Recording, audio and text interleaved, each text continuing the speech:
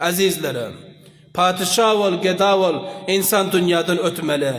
Süleyman Aleyhisselatü Vesselam'ın padişahlığı kança bir zeberdest padişahlık.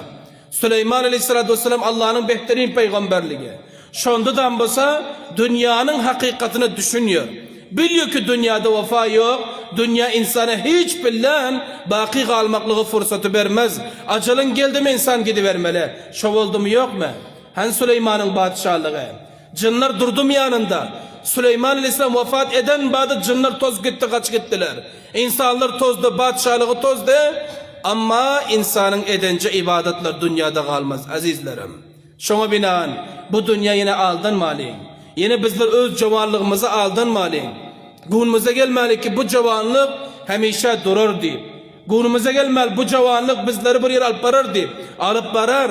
O surette ki Allah'a bende olsak.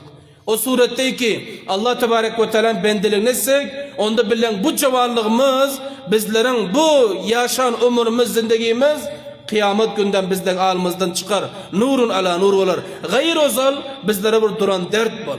Dünya şinyan bir cay azizlerim.